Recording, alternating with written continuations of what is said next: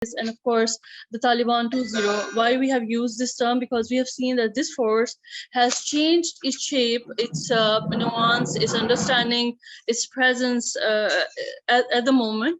But what are the regional stakes and how this is implying on what will be happening in the future? So I'm so honored today that we have been joined by our chief guest, our very dear friend, who is also heading very important committee at the National Assembly, Malik Ahsanullah Tawana Sahab, who has joined us today. He is heading this National Assembly Standing Committee on Foreign Affairs, and also part of the ruling party, Pakistan Tehreek-e-Insaf, has been looking after this important committee for a while and has been playing a very important role. I'm also will be joined by Ambassador Abdul Basit, who has remained as Ambassador of Pakistan to New Delhi, India. And of course, we'll be joined. I'm joined by Dr. Syed Hussain Suharwardi Saab, who is heading the Department of International Relations in Peshawar University. Our very dear friend, Dr. Amna Mahmood, is here with us, who is who is not only the Dean of Social Science and International Islamic University, but also heading this International Relations Department prior. And also, I will be joined by our very dear friend from Ankasam. Recently, we have signed an agreement of cooperation with the Turkish Institute. This Professor Dr. Okti, he will be joining us shortly also, of course, and Dr. Aisha Safdar has joined us from also a partner institution, Kinnaird College, and heading the Department of International Relations there. So first of all, I would like to request our chief guest, Malik Ahsanullah Tawana Sahab, for his keynote address and remarks on this important webinar. If you have any questions, you can write in the chat box, and of course I will request that to have the proceedings go smoothly. I would request to keep your phone silent, keep yourself muted, so we can all hear what the speaker would like to say. So Ahsanullah Tawana Sahab, floor is all yours. Bismillahirrahmanirrahim. It's an honor for me to join this gathering. Afghanistan in the last 15 days has become the most important, the most talked about subject in the whole world. You see on media, on all the global channels, that is what has been discussed upon, and everybody doing its catharsis. What happened, what went wrong. People are trying to see, everybody has a perspective. So nobody wants to take the blame. Nobody has the courage to accept who the actual players were and where the blame lies. But in politically speaking, every nation state has its own interest. There's a stated policy in states, and there's an adopted policy. Which they work for it, and there were forward operations, then open policies. But what we have seen in the last 40 years, and realizing Afghanistan, its unique nature, it has not welcomed anybody coming from outside. And the turmoil has been there. There have been so many superpowers who failed there. They call it a graveyard of superpowers. But the important part is it's not just Afghanistan, and in the greater global game, when these powers, called these superpower states, let it be when the areas were colonized, or when we see in today's perspective, when you impose your own policies, they're not long lasting. It's a matter of time. The invader has to leave. Let it be Afghanistan, let it be any other place. And same thing happened here. America came in, what its target was, what its objective was. It's practically, it claims it has the support of all the NATO members and United Nations. Pakistan was part of it. But it was America who single unilaterally had its policies implemented. And we see after 20 years, he ousted Taliban, and after 20 years, he has given Afghanistan back to Taliban, much more developed, spent about nearly $3 trillion in it. And what objective? The objective was to get Osama bin Laden. One man, is the cost was worth it. All the body bags, which were of the American soldiers and the NATO soldiers, that human loss was there. And nobody expected. It's an intelligence failure, not of just America's. It's an intelligence failure of all the agencies, including all the players which are there, the Pakistanis, the Indians, everybody. Nobody saw such a collapse. And the basic reason, I think, for that collapse, some forces are given undue credit to Pakistan. If we were that powerful, and if we had Ashraf Ghani, not to fight, and if we had the influence on the soldiers just to surrender, that is too much asking for Pakistan. I think it was the misgovernance and the corruption which was there in Afghanistan in spite of all that money. All the ruling class, the generals, the politicians, they were not utilizing the money which was given as an aid to Afghanistan. And there is some estimate, some claim only there was a small percentage which actually went on ground for the public welfare. So when you have such conditions in which people are disappointed with a regime, so there is always room for change. It could be a political change.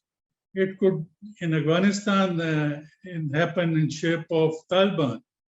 Nobody was keen to stand for that regime, that the governors which they were facing. And in spite of being trained by world's the best armies, the NATO, they trained them. They have the best of equipment, best of the warcraft. But the will has to be there. It's not the first time that a smaller size army dominated the larger size army. It has happened before in the history. We have learned it so many times. It is the will, it's the conviction, what you are willing to fight for, what you're willing to stand for. And I think that will was not there, that conviction was not there. And they just collapsed like sandcastles. And it was a surprise even for the invading Talibans. It would be such an easy takeover. But luckily in this aspect, there was a lot of bloodshed which was expected, a lot of human loss which was expected. That did not happen. Without a single fire they walked in. So one could see that's a positive sign. Just criticizing and looking at the past and trying to find where the faults were. It's very important to look forward, how the thing's going to move forward. Some of the segmental Pakistanis, we are too excited and we are taking it as some kind of achievement. And in Pakistani perspective, I think it's too early. They're very, it's evolving situation. We don't know how the thing's going to turn out. And especially for the neighbors of Afghanistan, it's very critical. We, Pakistan, the Iranians, the Chinese, the Central Asian states, they're all worried about it. And we as a Pakistani also, we have been victims in the last 40 years because of the situation in Afghanistan. And we have paid a very heavy price. So I think it would be practical, and that practical approach has been adopted by the government of Pakistan, of not being too jumpy and in acknowledging, recognizing Taliban. And they have been practically engaging with them, and they're not recognizing them. And it has been in principle decided that as along with the other nation state, along with the other neighbors, we'll make a collective decision. and how to deal with the Afghan situation. And for that matter, the foreign minister is already there in Central Asia. To my knowledge, there's in, I think, first week of September, he is holding a conference here in Pakistan of the foreign ministers of neighbors of Afghanistan. And every country has the same apprehensions. Every country is feeling the same extremist mindset, what we have seen of Taliban previously. Iran feels the same, Tajikistan, Uzbekistan, Turkmenistan, Russia, China, Pakistan, they feel the same. And the focus of all the collective, the positive parties, they are on one page. And we are looking at it as not a geopolitical, we are looking at it as more geoeconomic kind of a condition, where we want a prosperity, stability, connectivity in Afghanistan that benefits all its neighbors. And there has been spoilers in the past for this situation, and there are still those forces are working to spoil the situation. Pakistan has to be very cautious, very apprehensive. All what these, as I say, they were good Talibans and bad Talibans. Now we have new Talibans. So all we have is their talk. We have not seen their actions. Their credibility has to lie on what they do in the future. And so far they had been constraining themselves. They are dealing it more maturely. And it's interest of Afghanistan, people of Afghanistan. And of course, that includes the Taliban, the acceptability of nation states. So it's very important. Kabul has changed in 20 years. Kabul had become a cosmopolitan city. There have been Western educated people, they were very professional people. And the current brain drain, that is very negative. Even the Taliban are realizing it. Those are the professional corporate people. And if they flee, so there's going to be a great setback. But again, it's the onus lies on the Taliban, how they deal with it, how do they accommodate. It has to be deeply represented form of government they want. We should not expect it. They have declared it's not a Western democracy kind of a thing. And they're going to remain in lines with the Sharia. That is what their belief is. But I think it's a very tricky situation even for Taliban, who symbolize so far just as a very strong, hard handed kind of a mindset which they have shown in the past. So if they come, they try to be more as westernized or as civilized, that if impression is not there, that wrath is not there, that is the only thing which they have achieved. And if they move from that stance, so how much acceptability or how much difficulty they're going to face? Already we have seen once they have taken over and that fear was little relaxed. So you have seen on their Independence Day the issue of flag. So that was very important. All the youth for the last 20 years, they had seen that national flag and they were attached to it. So people came out, women came out, kids came out. So that was an unprecedented to face Talibans, and they digested it. And then we have seen this Muharram processions were going on. So Taliban even tolerated and facilitated those. That was again something new. So it's a very tricky situation, and how much they want to change, how much would they be able to change? Even in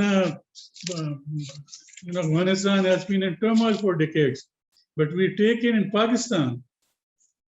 So Pakistan does not, even to the Western standard, does not have the best of the democracy, best of the practices.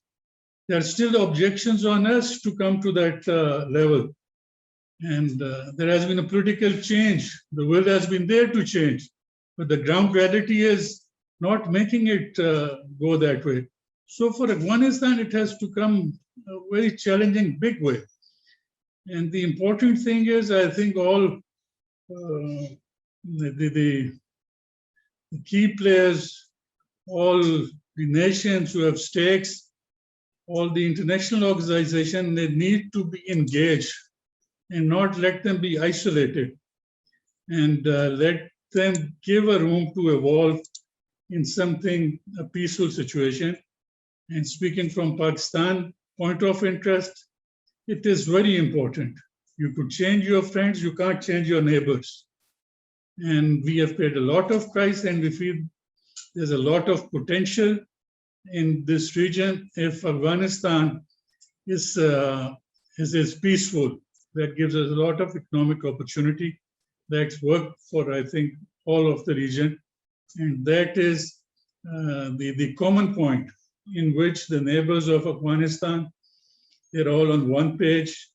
And hopefully that is the only way forward.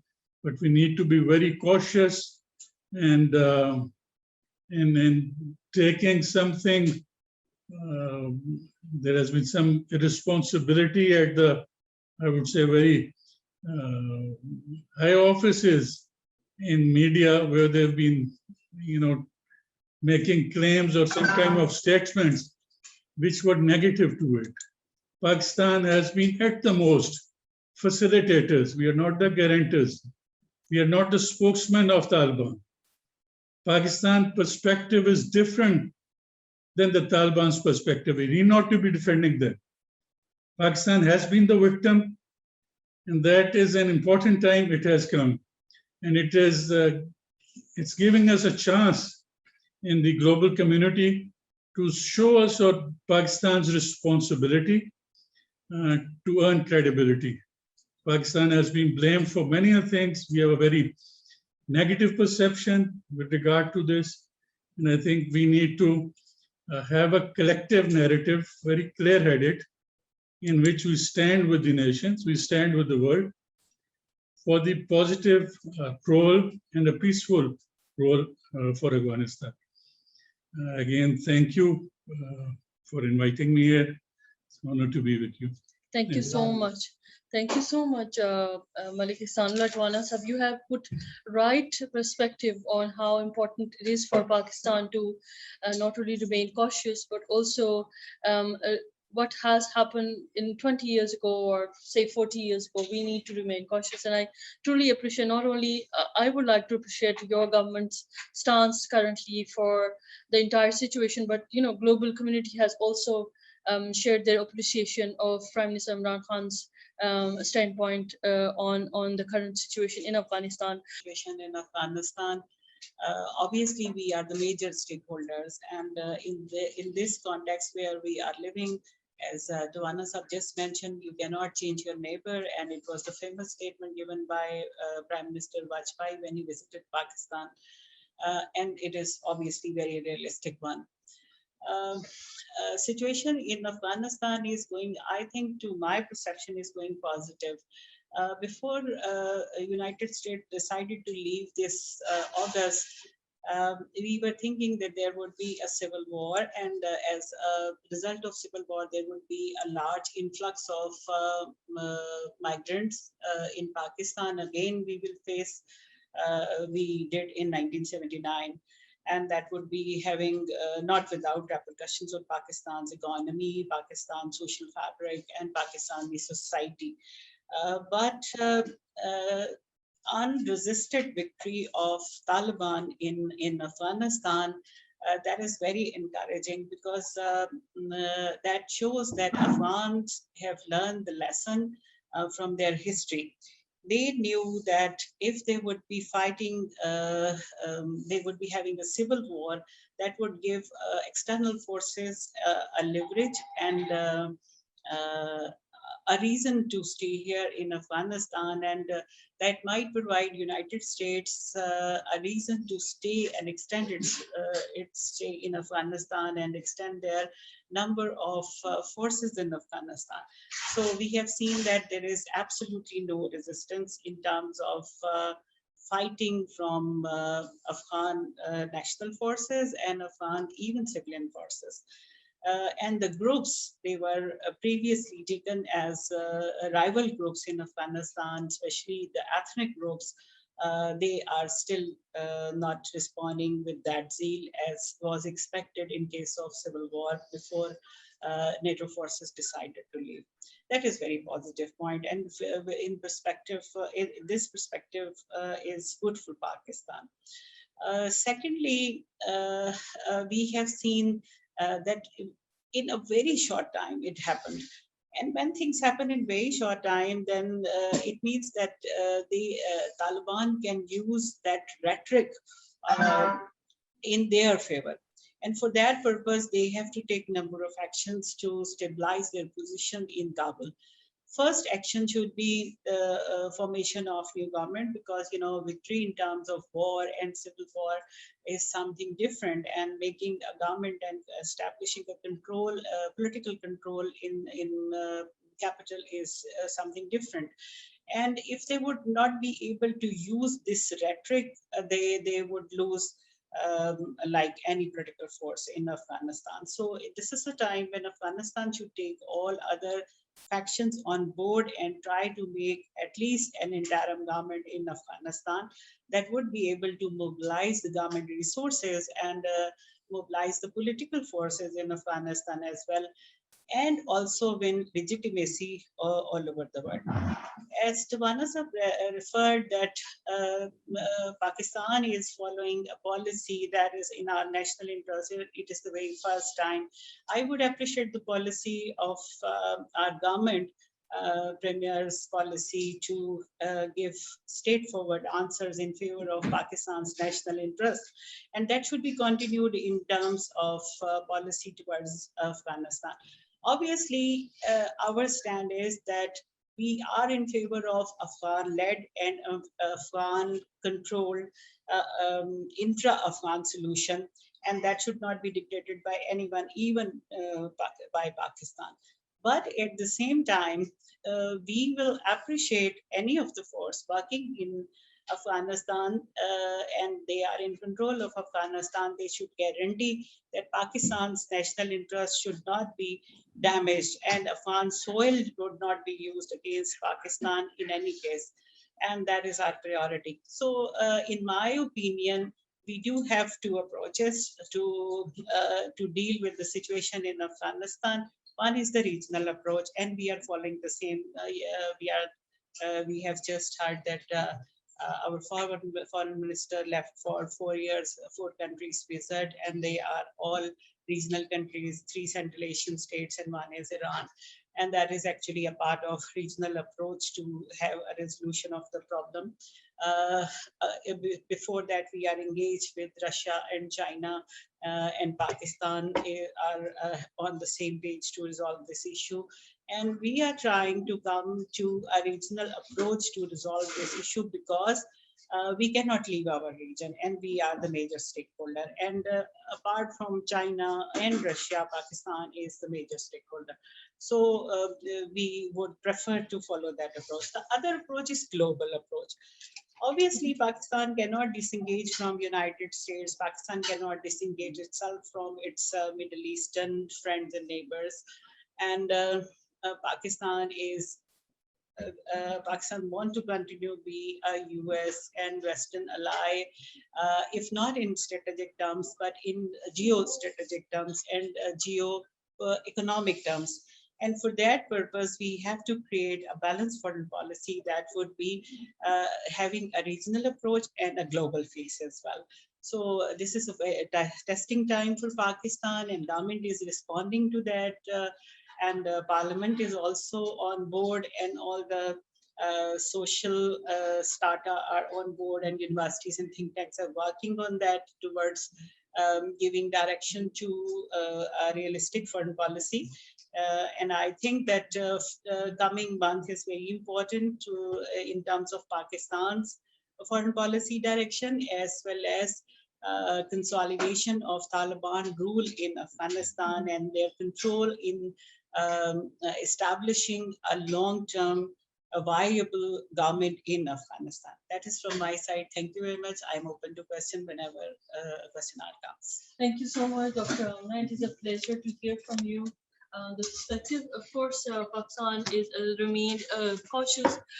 Central Asian states and other regional countries are also very cautious about what will happen in Afghanistan, especially after Taliban takeover, and soon when this government will establish, what will happen. Thank you so much for your remarks, Dr. Abdul Basit. Can you hear us, and can you also unmute Yes, yourself? I'll be grateful. yes, I can hear you. Can you hear me? Yes, we Am can. I audible? Yes, we can hear you very well. Thank you very much.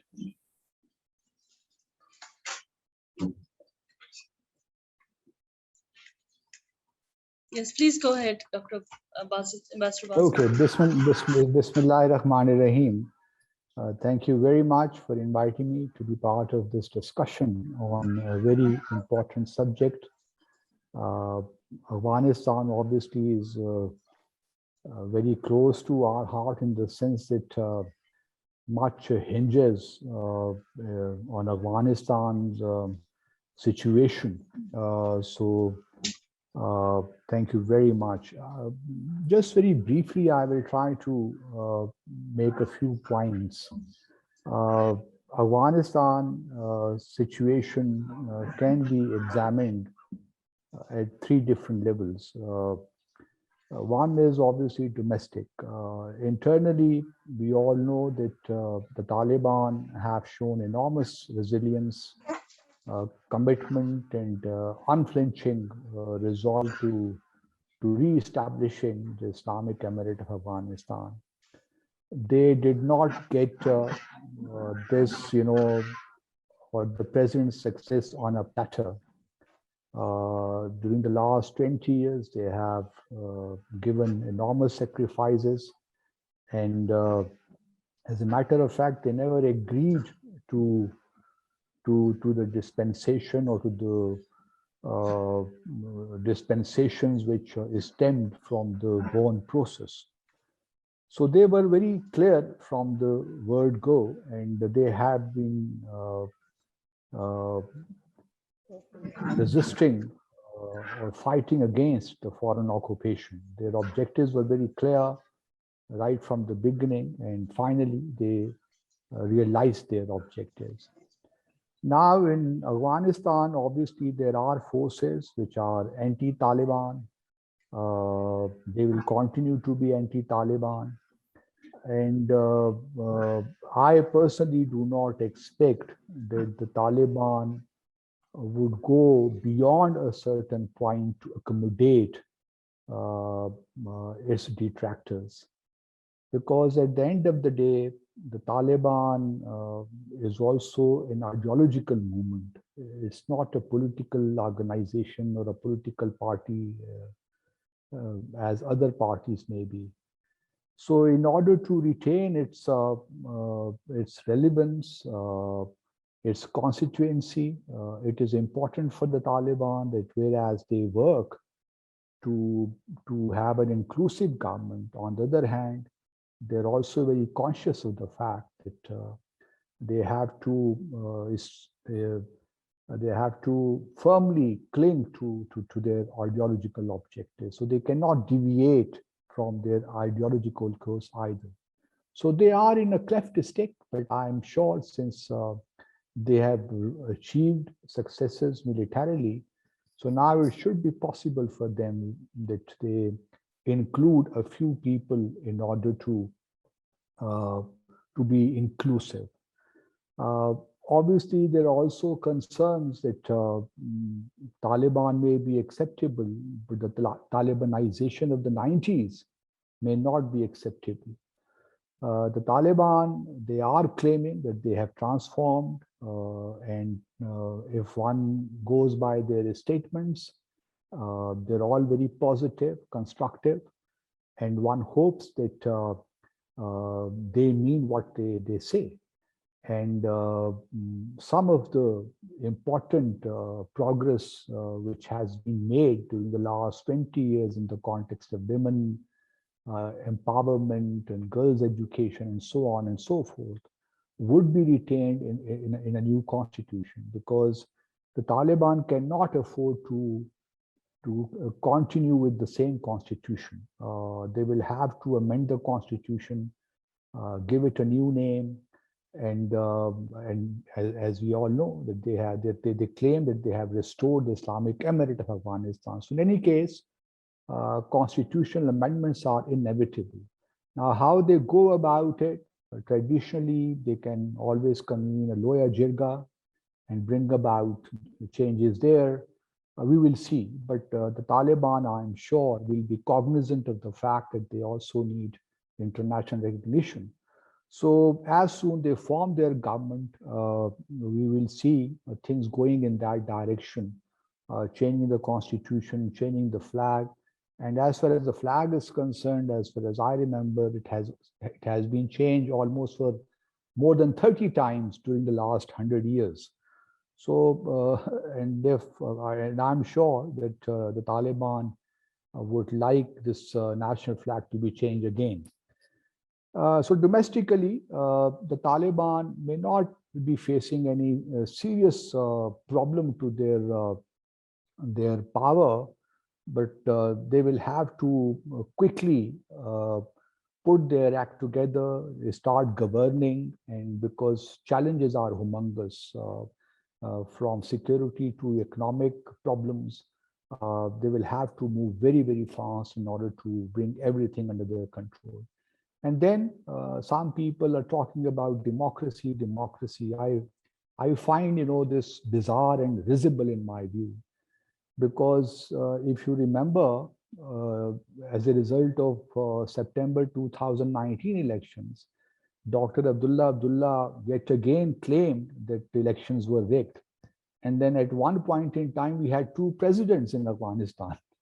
So people who are talking about bringing in Western style of democracy, I think they do not understand the internal dynamics of Afghanistan. And then democracy, as we all know, does not have any one hue on which the world agrees. We have different democratic system in Iran, in Russia, in China, in Pakistan, in Egypt. So all, important is that they come up with a political system which provides, which is all encompassing, which is transparent, and which provides room for everyone, space for everyone. So that would be a huge challenge for the Taliban.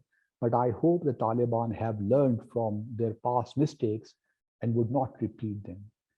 So domestically, regionally, I think Pakistan is the biggest stakeholder since we have suffered hugely because of the turmoil in Afghanistan. So we do want Afghanistan to stabilize, but at the same time, we do not want to play solo because the situation is quite difficult, and we would like to take everyone along. And our foreign ministers' present visit to Central Asia, I think, is in the right direction. But at the same time, my own feeling is that we should not be unnecessarily, or Pakistan should not be unnecessarily seeing as putting preconditions on the Taliban. There are things in diplomacy which should not be discussed publicly or should not be brought to the public domain. So the more we talk about inclusive government or the need to form a broad-based government publicly and insisting on the Taliban, that in my view can boomerang in different ways. So we should not be doing that. We should be conducting behind the scenes diplomacy and trying to build consensus, and then be staying in touch with the Taliban leadership rather than to be, and at this point in time, the Taliban government is far more important than other stakeholders. So my own suggestion would be that it is important that Pakistan should not be seen as building unnecessary preconditions or pressures on the Taliban. Because in the region itself, we all know that how India has been exploiting the situation in Afghanistan and has been using different outfits from Tehreek-e-Taliban Pakistan to Balochistan Liberation Army and Balochistan Republican Army.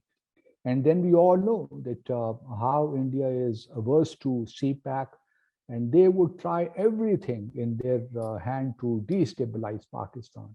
So that agenda, they have not yet given up. So regionally, I think our best partners could be Russia, China, to a certain extent, Tajikistan, I do not know, Iran, maybe, but all these countries have their own vested interests. So does Pakistan. So there is no harm to have your interests and promote them, because diplomacy at the end of the day is the art of agreeing, accepting the feasible in order to advance the desirable. So we should keep in view the linkages between your tactical maneuverability and your ultimate objective. So that is the art. So one hopes that Pakistan, while trying to build regional consensus, would not be seen as putting too much pressure on the Taliban. And then we should be working for immediate recognition of the Taliban government, whether it is inclusive or not. This is because that is not our business, as a matter of fact. We should be kind of promoting, because Russia is now open to the idea of recognizing the Taliban, and so is China, I'm sure. So Pakistan should not be working outside this fabric. Globally, we all know that the US has claimed now many times that its biggest challenge is China, not even terrorism. Obviously, we all expect the Taliban that they would not allow their territory to be used against terrorism anywhere in the world. So we will see how things really pan out. But US policy is very clear. They would like to keep China engaged in different imbroglios around the world, and particularly in its near abroad. So my own assessment is that the US president may be saying something, but the US establishment may not be very comfortable with the idea of Afghanistan or this region, coming to terms to itself. So we should expect in the years ahead that things may not be as smooth and stable as we would wish them to be. Though Taliban, in my view, their full control in Afghanistan is a good sign. It does augur well for Pakistan. And we would very much wish that the Taliban succeed this time round. But let us be cognizant of the fact that there are forces in the region and in the world which would not like this region to stabilize, because on the one hand, there is BRI and CPAC, Gwadar Port. So all these are kind of, create ripples around the world. And China's economic progress does depend on BRI at the end of the day, and CPAC is, that we all know, the flagship project. So keeping all these, variables at systemic and subsystemic levels, Pakistan, whatever we are doing, it is so far we are moving in the right direction. We are trying to build consensus. But I would conclude by saying that Pakistan needs to be more circumspect, whereas we are conscious of our global image. It is also important that we should also be seen by the Taliban as, we are kind of helping them rather than creating problems for them. Thank you very much. Thank you so much, Ambassador Bassett, for such a comprehensive analysis of the region. And I must say, Ambassador Bassett, that Taliban have the sense and touch of the diplomacy while they had the office in Doha in Qatar. So this is also an interesting aspect, and I would like to request my next speaker, Dr. Syed Hussain Chaharwadi, who is the chairman department of the International Relations University of Peshawar and is a Fulbright teaching at the Fulbright Commission Bulgaria for the past 5 years, and teaching international relations and conflict resolution at the University of Peshawar. Dr. Hussain Chaharwadi Saab, can you hear us? Yes, जनाब, आवाज आ रही है मेरी आपको? जी बिल्कुल. Okay, here we go. So is it over to me? Yes, it is over to you. Thank you so much. Thank you very much once again, as I mentioned in my comment, for inviting me and giving me the opportunity to share my notes and my comments. Let me say that in the beginning that for the last 6 months, I focused all my research on Afghanistan because the way situation was changing so frequently and so quickly, it alarmed me. It alarmed me that this thing is not the way this Dr. Ashraf Ghani had shown us the picture of as far as Afghanistan's internal and external security is concerned. I am belonging to that generation which in 1980s had witnessed different people roaming around in Peshawar.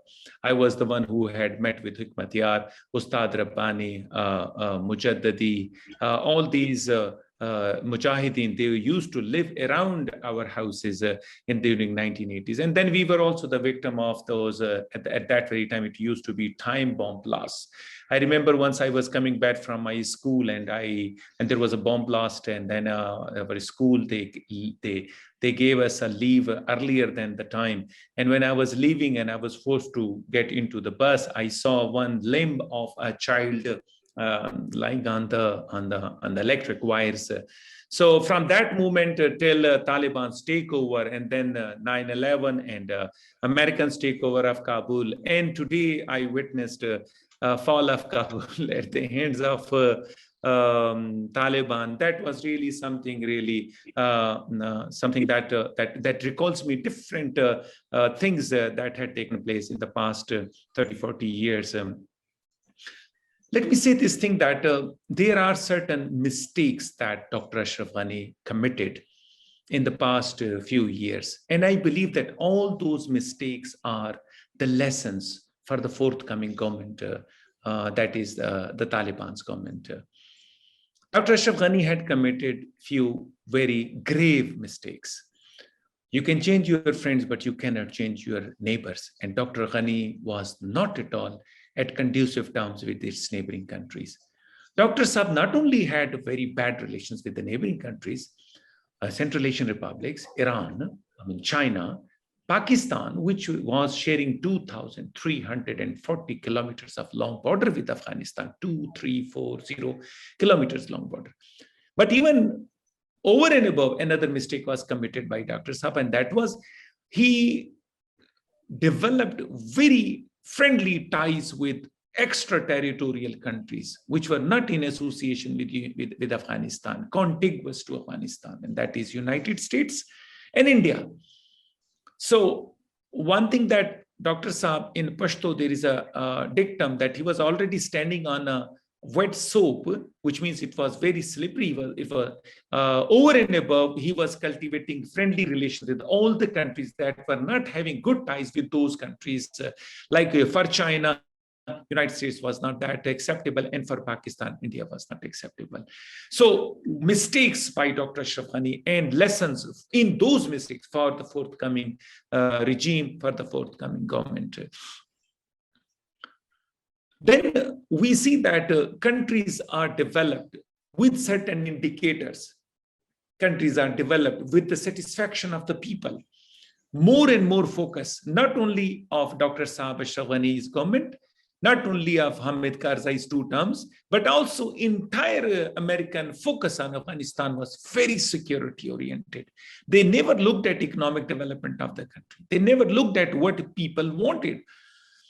I mean, they had provided jobs to the people in Afghanistan, and those jobs were directly or indirectly associated with Americans working in Afghanistan, in different parts of Afghanistan or in Kabul. I mean, there were cooks, there were interpreters, there were service providers. All of them were working for Americans. So this means that if Americans will leave, those jobs will be over. So imagine that at the moment, there are 18,000 interpreters who have applied for naturalization of United States because they say that we cannot live under Taliban's regime. So security was given priority over economic development of the country. So no wonder that if Afghanistan in Kabul, we see changes, we see development, we see around of Kabul, no such a drastic development that had taken place in the last 20 years. And that is the reason that we see that for people of Afghanistan, that was simply a change of regime. They couldn't realize that there is going to be a drastic change from one to another. They thought that this is something very minor, and they will proceed with that. China was neglected in the meanwhile. Central Asian republics, the way Dr. Ashraf Ghani had relations with them, you can judge from here that his first destination when he left his country was Tajikistan, and Tajikistan never allowed him to stay there. And then he had to leave for Oman. And then finally, UAE was the country that provided him with a refuge, and he had to seek. Otherwise, I think that was a great time. He must have had friendly relations with the neighboring countries, and they would have provided him refuge rather than vice versa. So when I say that lessons for the Taliban, I believe Ambassador Basit has already spoken. Taliban have to learn from their past. And they have learned from their past. Well, if people from international relations and diplomatic studies are here, they would understand that there is one realism and the other is neorealism. There is one liberalism and the other is neoliberalism. So is the case with the Taliban. 1996, 2001, they were Taliban. Today, Taliban are neo-Taliban. They are same, but with change in disposition, with change in nature, with change in lexicon, we see the way they are proceeding further. We also say that Taliban have learned a very old, one very important dictum of international relations. Foreign policy is the reflection of domestic policy. Previously, when they came into the government, they were not at all allowing anyone to interfere in the internal affairs of Afghanistan. They couldn't realize that this is not the gladiators' time. This is the time when every country's internal policy is criticized, condemned, and interfered by other countries. See, Floyd George, he was killed by Americans, and every country, even Nepal, Pakistan, all were condemning America for its internal, that particular matter. So we say that today it is not the era of gladiator. It's not the era of the First and the Second World War time. It's the time of 21st century when internal policies, they are reflected in foreign policy. Finally, they have accepted that, and we see the way their spokespersons are giving statements about how the country will be run in future. Ladies and gentlemen, it has been exactly 11th day that Taliban have already entered in Kabul, and they have yet to form the government. People are now skeptical about why it is so delayed. Yeah, we have answers. Whenever in such circumstances delay takes place, it is not because they are consulting, although they are saying that they are in consultation with the numerous stakeholders. It is because some disagreement is taking place amongst them. So Taliban are right now divided into two groups. One group is saying softer attitude towards women, women's role in the polity of nation. How will we have our foreign policy? What will we do with those countries that directly were against us and they fought against us? And how to deal with all these people who are right now around us? And they want strict laws. The second group is sublime, docile. They say we need to be very careful about what is happening in the entire world.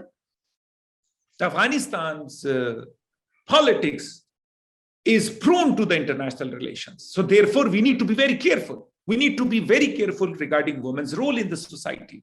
We need to be very careful regarding the system that we are asking for. It would be Sharia, but it would not be that Sharia that we are asking. So ladies and gentlemen, these two groups, let me name them. One is Kandhari group. That is the people from Kandhar. They are very strict. They want strict Sharia. They want strict laws in the country. They do not want to see any role of Hamid Karzai or Dr. Abdullah. Whereas the soft, sublime, docile group is called Haqqani group. They say we have to live with the international community. We have to show them our softer attitude. Otherwise, we will not be recognized by the world community. If we are not recognized by the world community, our fate will be the same that took place with us in 1996-2001 era. So these are the two groups, in fact, which are at the loggerhead, and there is a disagreement between the two, and that is the reason that the process is getting so delayed. Now, there is another third very important factor. And the third thing that I'm going to say is very big statement I'm going to make at the end. And that third factor is, if two parties divided into two groups, where is the top man? Mullah Haibatullah Akhund, Amir al-Mu'mineen, the Amir of Taliban in Afghanistan. He must have by now given some pronouncements. He must have given some statement by now. Ladies and gentlemen, for your education and information, in the last 2 years, Mullah Haibatullah Akhund has not given a single statement from the Taliban in Afghanistan. So that big statement that I'm going to make here is that I fear Mullah Haibatullah Akhund is dead. Because till now, he should have come out with some kind of principles as per which government will be formed, or he would have come in to interfere and to bridge the gap between the two groups. So if that is the case, I think the way Mullah Abdul Ghani brother is given protocol in Kabul, the way he has been given and accorded respect reflects that probably he is the top man at the moment, and they are going to make some statements about Mullah Akhund in the forthcoming period. After stating this all, I believe that in future they are going to accommodate. I believe this is the high time that Taliban who are going to have very good relations with the neighboring countries, because they have learned not only from Dr. Ashraf Ghani, but from the past as well. See what happened. On 15th August, Taliban entered in Kabul. On 16th August, right outside Afghanistan, Torkham border, 800 trucks were parked inside Pakistan. Very next day, within hours, they opened the gates and they allowed all the 800 trucks entering inside Afghanistan. And they said that not even a single truck will stand now parked outside Afghanistan if they are there too. So what I'm saying is that the Taliban have learned another very important thing during this war and during this all process. Relations are with the world. It is economic relations that take place with the neighboring countries. That's it. Neighboring countries have only economic relations, no other type of relations at all. So that is the reason that they have opened and they are developing economic relations with all neighboring countries, which means from the Iranian side, from the Central Asian republics, they are more than conducive. They are more than very softer in terms as far as economic ties with the neighboring countries are concerned. In this background, I believe that this is the high time that we may also see that Taliban are also in negotiations with the United States. I mean, imagine the country that they had fought for. Yes, and the next 2 minutes will be my last 2 minutes. Let me say this very bluntly, that our international relations theories, our education regarding Afghanistan, everything was dharan takhta, the way things took place on 15th of August. And the reason was that we were kept in the dark. I mean, 300,000 forces, Afghan forces, out of which we came to know that 120,000 forces were not there at all on the ground. I mean, they were ghost soldiers. उनकी तनख्वाहें जा रही हैं, उनकी uniforms के खर्चे जा रहे हैं, उनके ऊपर पैसा लग रहा है, लेकिन पता चला कि I mean they were not there at all. So we came to know that Afghanistan was in fact it was a hub of corruption by the Afghan regime, which means Karzai as well as Dr. Ashraf Ghani, as well as corruption by American forces. Just imagine, I'm finishing, and the last two things. In 2007, $14 billion were transferred through banking from Afghanistan to Dubai banks. Tell me what Afghanistan is earning inside. What the amazing thing has been produced by Afghanistan, that $14 billion is there in Dubai banks. In 2008, once again, same statistical data, and it was increasing with the passage of time, which means that Americans were filling the pockets of few Afghans, not that they were developing Afghanistan for that matter. And so was the case with the Americans, because they were coming over here with huge contracts. Half of the money was paid to the Afghan elite class, and who were transferring all that money, and half of it was there in their own pockets, and they were taking that away with themselves. So in the circumstances, we see that there was a huge treasure that was digged out in Arg, Arg, which is called the presidential palace. So Dr. Ashraf Ghani was having a huge treasure of dollars in the Arg, and that has been declassified as well very recently. So in terms of the process, I believe that in Afghanistan, Dr. Ashraf Ghani himself was responsible for the fall of Kabul, for the fall of Afghanistan. We believe that had there been really a wonderful, realistically speaking, an Afghan army, it would have really defended against untrained people like Taliban, but they could not, because Taliban's training and their experience was much more than the Afghan army that was very poorly trained.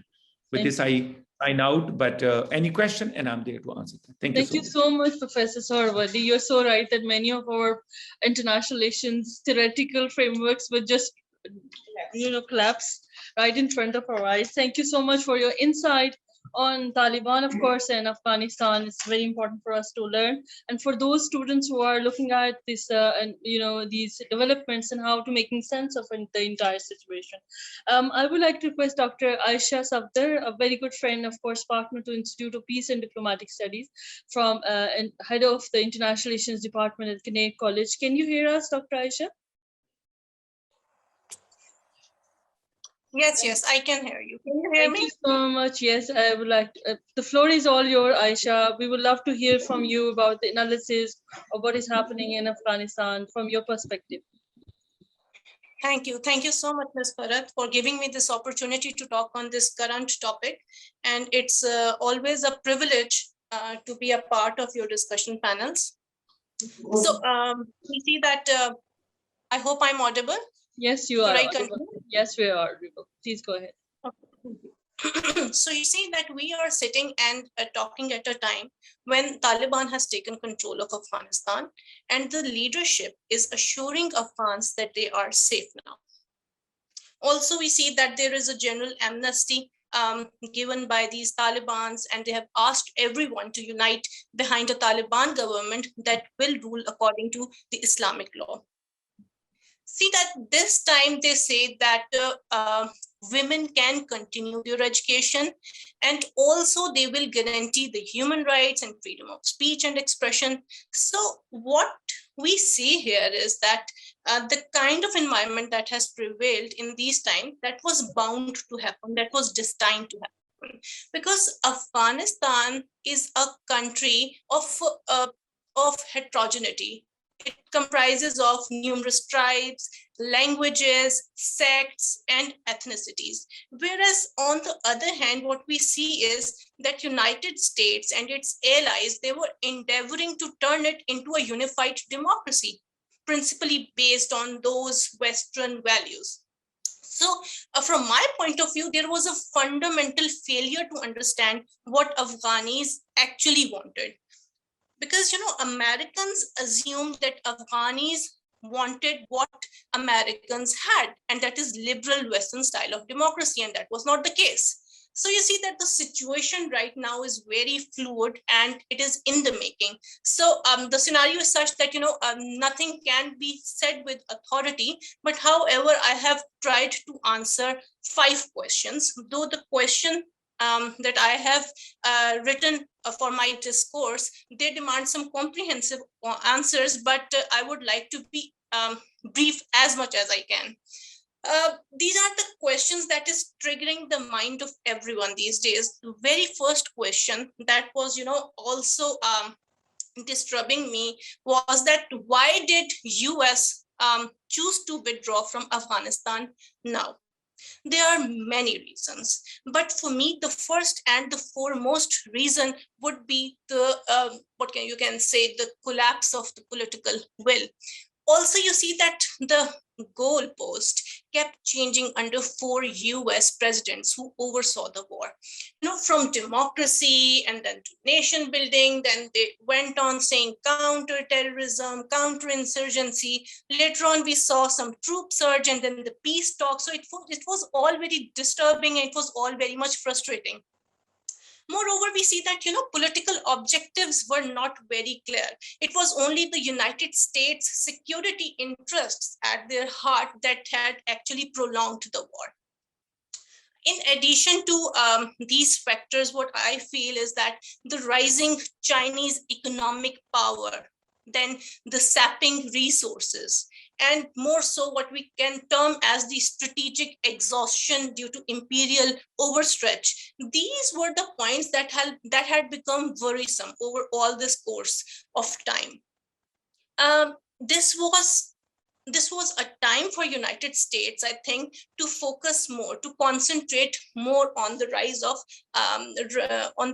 China, where you see there is a debate going on between Belt and Road Initiative and the Build Back Better World B3W initiative, which has been originally initiated by the G7 countries. So, they were more interested to concentrate more on these issues.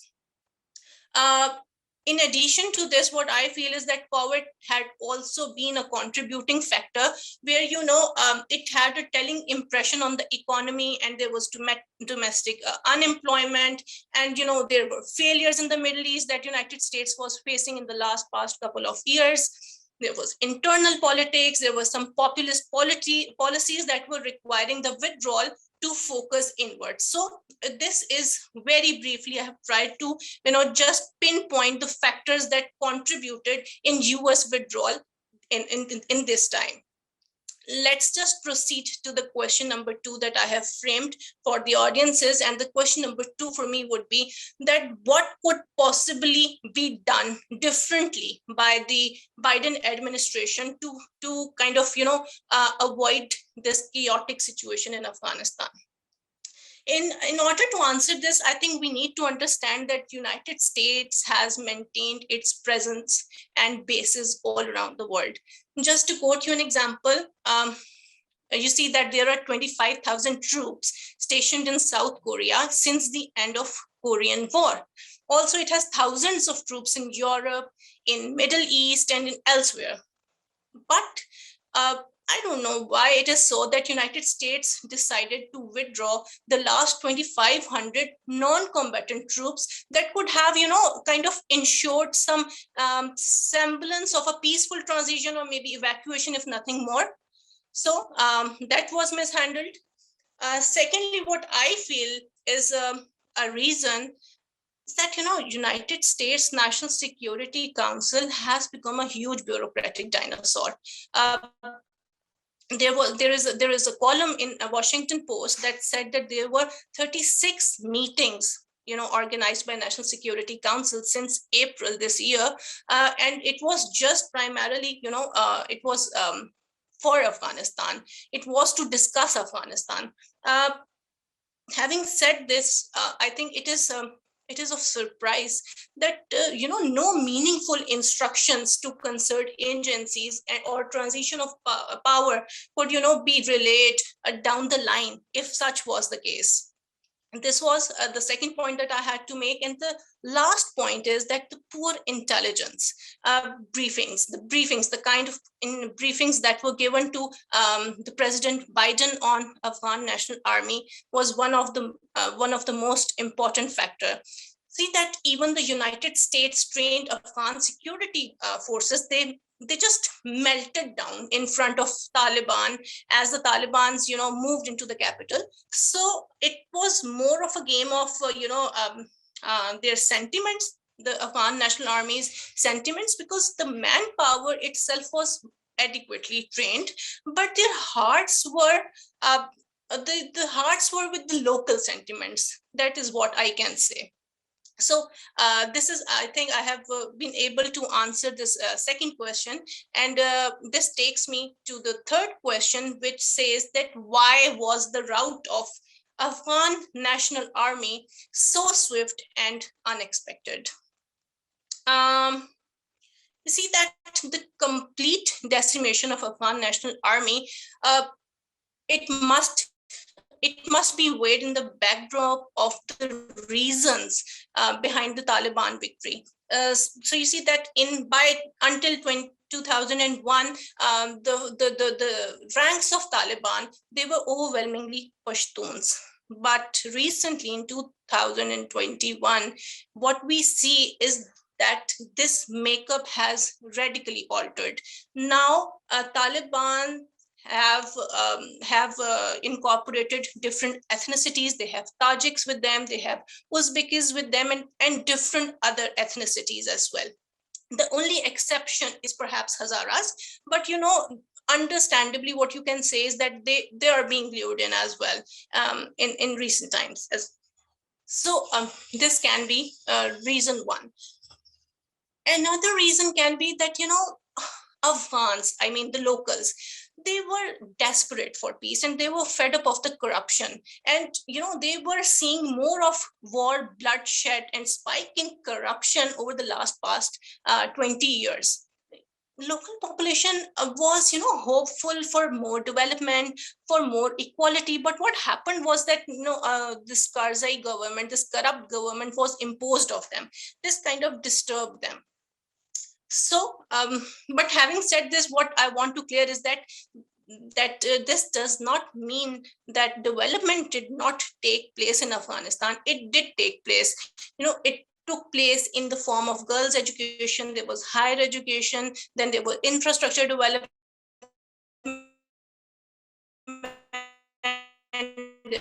Were rising in the that actually happened. There are 1 million internet users in Afghanistan as compared to the scenario 20 years back. But what happened was that people were fed up. Why? Because opium trade was facilitated by CIA and it got flourished in areas which were not under the Taliban occupation. More so, what happened was, warlords were the true beneficiaries, whereas the poor were suffering.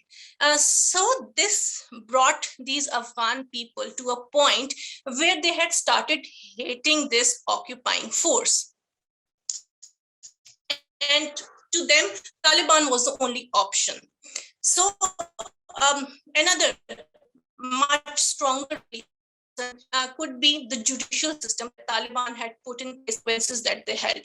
The dispensation of justice was very swift, it was fair, and it was not favoring influential. So Taliban controlled areas. In nutshell, what we can say that it was largely corruption free. And lastly, what I can say to answer this question is that though the Afghan National Army was trained, but their hearts and minds were never with what they considered as the occupying force, the United States. And furthermore, if I just quote you some statistics, it says that Afghan army had annual attrition rate of 20 to 30%. So you see, there were desertions and there were casualties and they were not very happy about it. Fourth question, that is, and this question has been answered by the panelists as well. It says that why are we likely to witness in Taliban 2.0? See that the new Taliban, as Dr. Hussain Shahi Sarwardi has just coined the term, the new Taliban, it's a different generation. The Pashtun chauvinism is long gone, and their ranks are now filled with soldiers from different ethnic backgrounds. So what you can say is that they have kind of moderated themselves. They have started, welcoming music and videos, and they have toned down their previous, what you can say is the puritanical leanings. So Taliban have repeatedly maintained that they want to rule in peace, and that too without revenge. And above all, they have stressed the importance of right of women this time.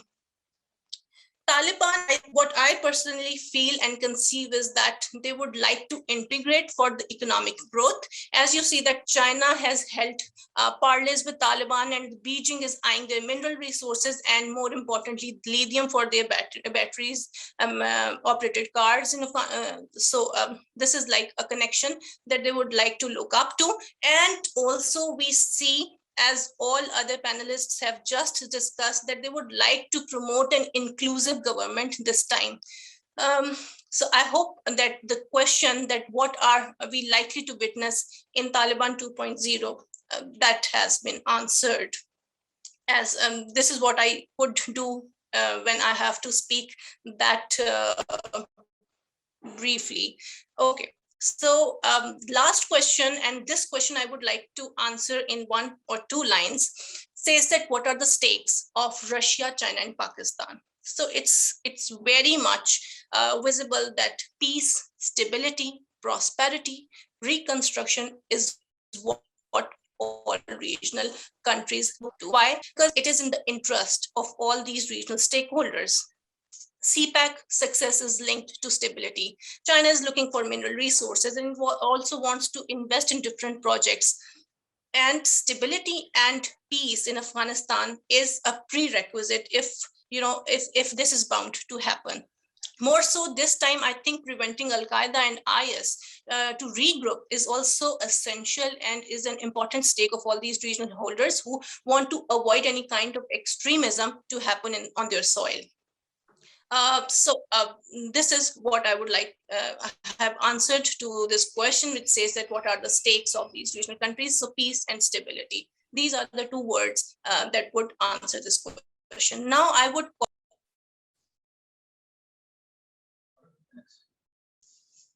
Yeah, thank you so much, Dr. Aisha, for. Aisha, thank you. Ms. Farhat, am I audible? Yes, you are audible, I guess. Yes. I was just about to conclude. Can you give me just 2 more minutes? Yes, you have 1 more minute. Okay. I will. Okay, so the issues ahead are that for Taliban, there are multiple issues at hand. And as you know, as the dust settles, US trained fighters, they would like to regroup, and they would like to fight again. So it's crucial for Taliban to bring different stakeholders on board, and this time these countries should be taken on board as well, because Taliban has to show to the rest of the world in general and to the region in particular that they have really learned and they have evolved over all these years.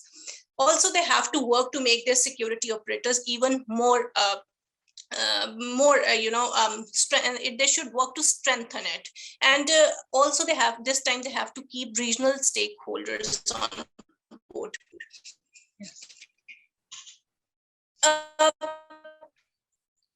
Thank you, Aisha. Consider that in these 20 years, there is a generation of. Aisha, your internet is disturbing a lot. I guess that thank you so much. Thank you so much for sharing your insight and valuable comments. And you had truly given us the whole picture of the entire situation. Okay. Thank you so much, Aisha. I'm so honored that today we've been joined by a General Retired Associate Professor, Dr. Oktay from Turkey. Can you hear us, Dr. Oktay? And I would like to also announce that Institute of Peace and Diplomatic Studies has signed an MOU with the Ankasam Institute. Ankasam is a leading institute in Ankara Center for Crisis and Policy Studies. And this MOU has been signed in order to collaborate on the research and, of course, on various areas of academic excellence and mutual interest. Thank you so much, Dr. Okte, for representing Ankasam, and we are honored that we have signed this important MOU. We would like to request to have the floor and share your insight with us. Okay, thank you very much for your invitation to our Ankasam and to me.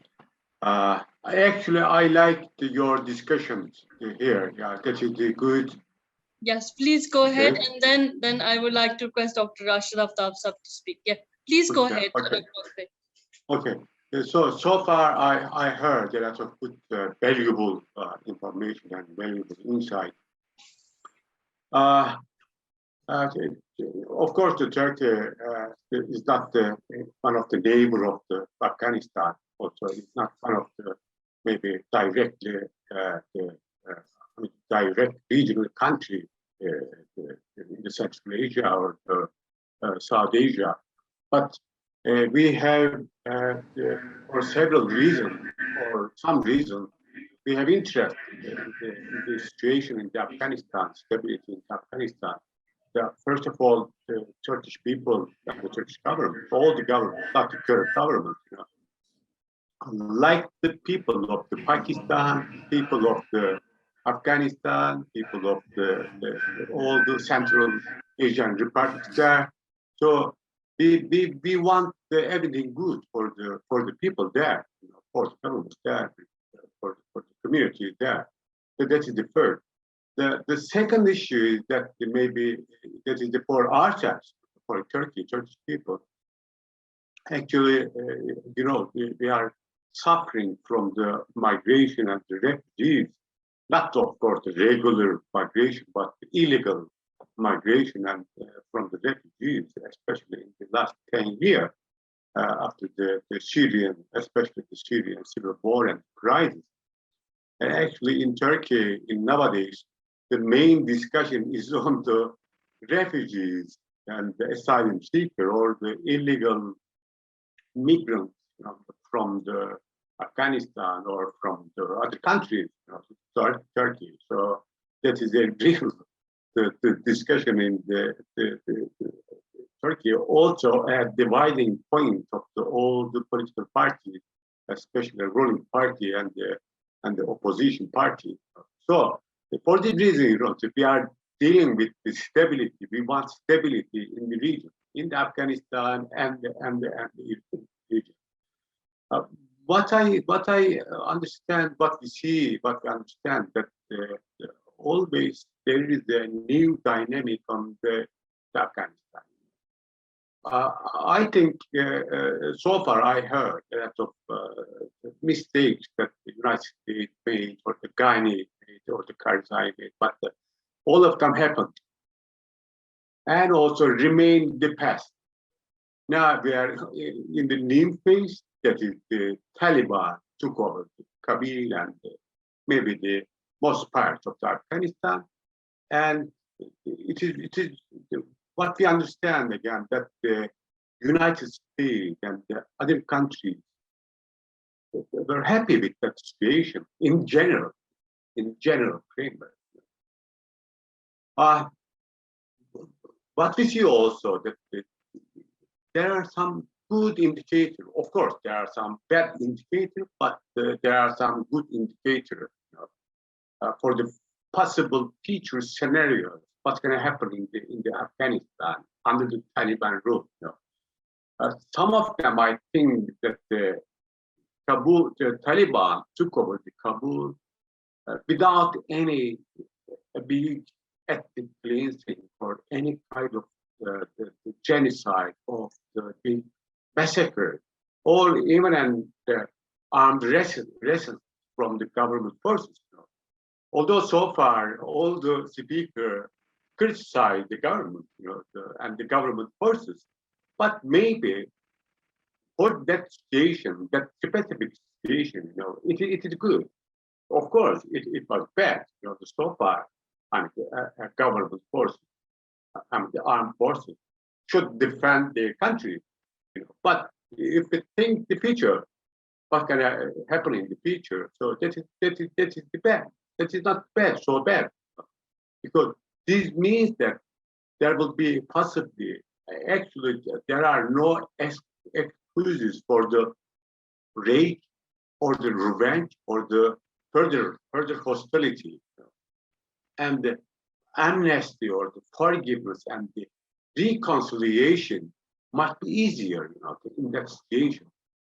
We hope that that in general, relative moderate situation or the established situation, a part of the panic, the shock or something will continue, will stay. That will facilitate, I think, the reconciliation and the future of the Afghanistan. Now, the world and all parties, including the global great power and the regional countries, accept that the Taliban took over. So they have right to rule the country. So our planning or our insight maybe should be based on that reality. So far also in the last 20 years and also in the last 15 days or 30 days, I haven't seen any ethnic war in the country, any conflict, any violence between the community. That is also good for the Afghanistan future. Although there is some rumors or the news that there is an emerging resistance movement in Kashmir, the north of Afghanistan, but I am not sure about that. That's just a rumor or a real development. I think another issue is that a good indicator. I am listing just a good indicator. So another one is the neighboring countries, including the Pakistan or the India or some other countries, did not involve in the recent development too much. That is also good.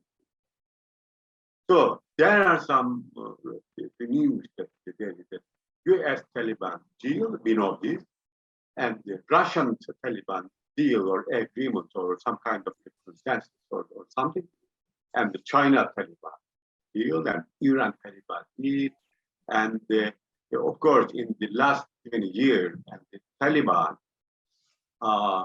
had some experience in diplomacy, in the Qatar process and in Germany, in Turkey, in some other countries. So I think you put the name of the event, Taliban 2.0. I think that is good. I mean, that is right, because I believe that the Taliban transformed so far. Of course, its ideological or the religious standpoint of view didn't change, but at least it gained some governing function or diplomatic function over the time, over the 30 years. So that might be good also for the future of the Afghanistan. Also, Taliban gave some promises in the press conference, in the first press conference. Of course, that there are some concerns, worries about that promises. But if they declare the general amnesty, that's good, and if they are determined to establish an inclusive government, that's also good. I think it will depend on the challenge or the struggle between the Kandahar group and some relatively moderate group that the one speaker mentioned about that one. Thank So if it happens, consensus happens on this issue, I think in the short and the near term, maybe in the midterm, Afghanistan may agree on the Afghan people and the Afghan group may can agree on way ahead, a roadmap for the future, and then the international community, the regional countries, and the Turkey is willing, are willing to help to support the reconstruction, economic development, and stability in general, the state building and the peace building efforts. So these are, I think, some good indicators. Yeah, based on this, maybe, and we can make some assumption, of course, and then based on those assumptions again, there might be some scenario for the future of the Afghanistan. The good one, of course, it will be the Taliban keeps promise, or it is promises in the deal or treaty or the agreement with the United States. So that will be a good scenario, I think. And of course, if the Kandahar group or some hardliners they prevail in the Afghanistan or the Taliban, there will be a bad scenario. But what happens, which scenario realized in the Afghanistan will be based on the maybe international community and the regional countries, the precaution or the measures to be taken in these days. First of all, I believe that the United Nations, through the UNSC, will take resolution in these days, show it is all international community decisiveness and unity and consistency toward the Afghanistan future. I mean, I expect that that UNSC resolution will put some red lines for the Taliban or for any group for the Afghanistan. I am not sure about that it will work or not, but the UNSC and United States will do something in the very short term. Yes, thank you. Not maybe today or tomorrow or the other day. And I believe also most of the countries in the world, including the European countries, will refrain from the immediate and unilateral de jure recognition of the Taliban government or the new state in Afghanistan, unless the international community be sure that the Taliban will meet its promises, big promises. So I think that will be a good step. I think Taliban or the Kandahar group or the Haqqani group or somebody else, all parties are aware of the fact that Afghanistan reconstruction and the economy and the stability need money, need financial aid and support from the main global donors. These donors are the United States, European countries, Japan, and the other actors. Without money, Haqqani group or the Kandahar group cannot do anything. Yes.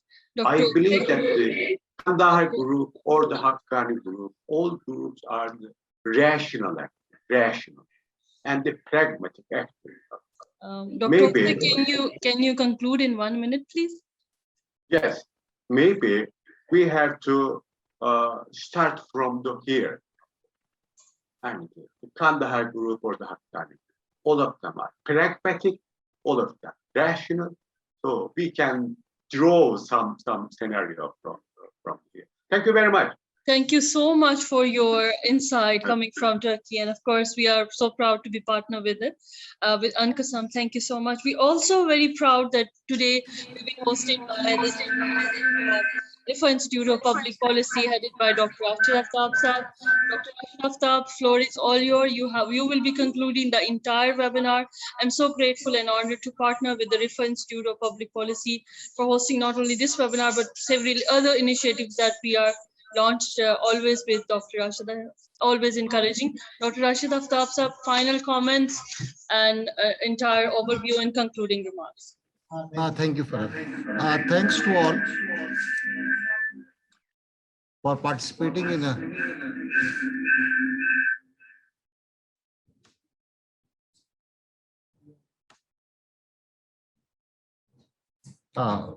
hello.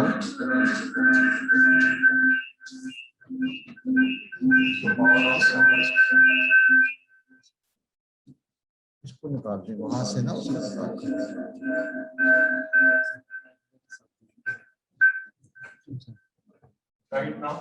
Ji is it okay now ठीक है अच्छा फरत thanks to all of you our distinguished panelists for participating in a very I think timely seminar on the subject.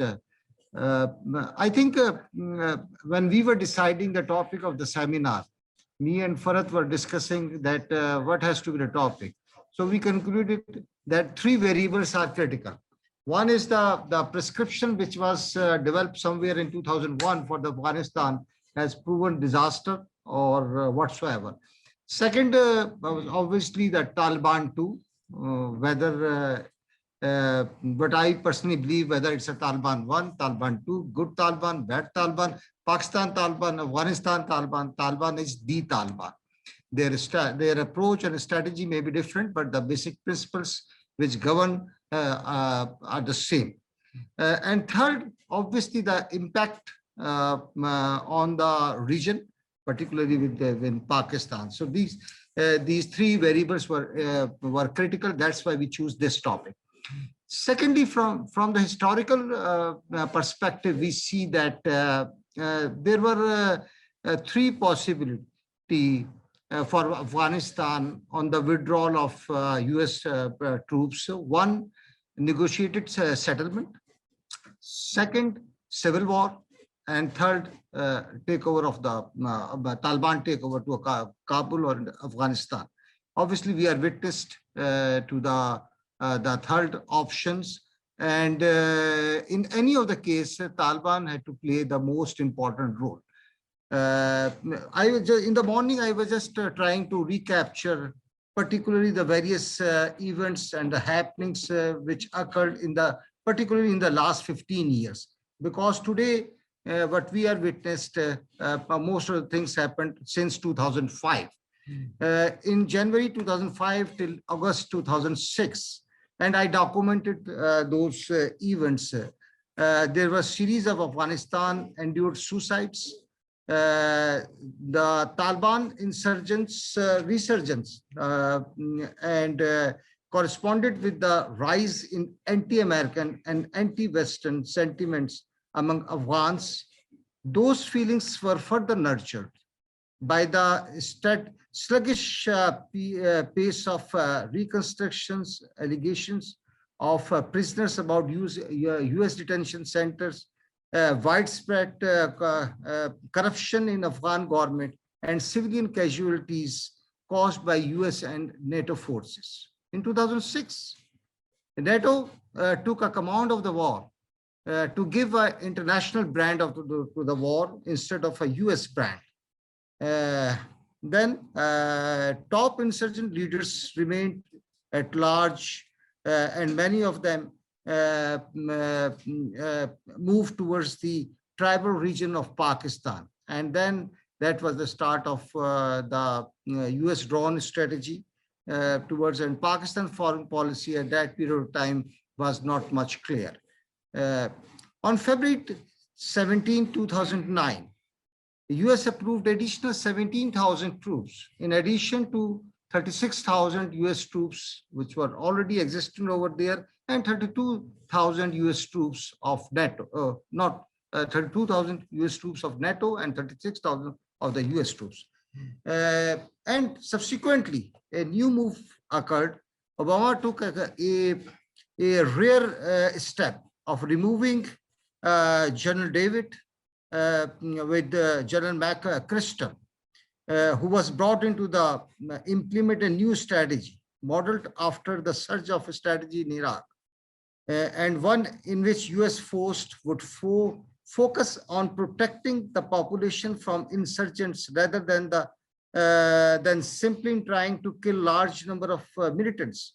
The strategy also involved trying to persuade enemy fighters to defect and ultimately encouraging the reconciliation between the Karzai government and the Taliban leaders. And accordingly, the then President Karzai announced that he would be attempt to reconcile the Taliban. Later Pakistan offered